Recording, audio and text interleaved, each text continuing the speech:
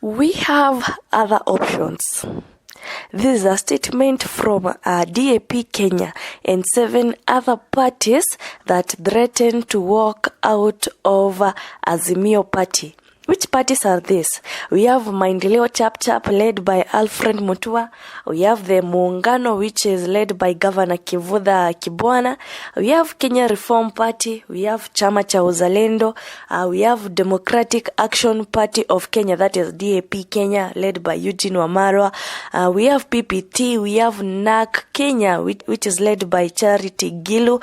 And then we have the Maendeleo Democratic Party. So these 8 political parties have threatened to ditch the newly created Azimio la Umoja, One Kenya coalition that is backing ODM Raila Odinga's coalition. These parties, which are identified as mwanzo mpya, decried being alienated during key decision making in the coalition, and being led by Machakos Governor Alfred Mutua, they have lamented that they were not briefed before the merger of Azimio la Umoja and One Kenya Alliance, saying that they learned it through the media. So as a result, Mutua regretted that the leadership of Azimio had been reduced to only 3 parties, which is Jubilee, ODM and Wiper, leaving out the founding parties.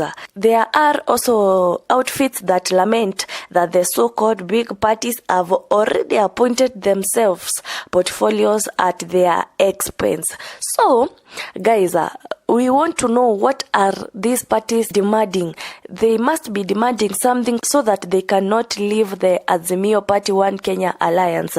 So they demand that Raila Odinga recognize them by including them on the elections board and considering their views, since they represent a significant voting bloc. They also have other demands, which include that they should be the 4th leg caucus. They must renegotiate the document. They cannot have zoning. The deposited document has to be withdrawn. There has to be a consensus on all decisions. There has to be a consensus on all nominations. The deputy president choice must be through consensus, just as they had agreed on the presidential candidate. The positions which they agreed in at the KICC must be honored.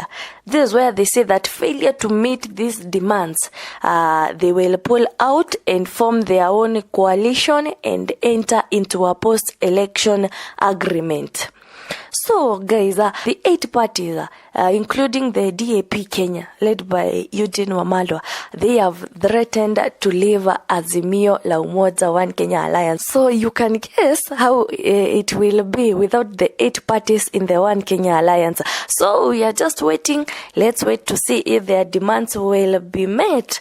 Otherwise, they will leave and form their own coalition. Thank you so much for tuning in to my YouTube channel.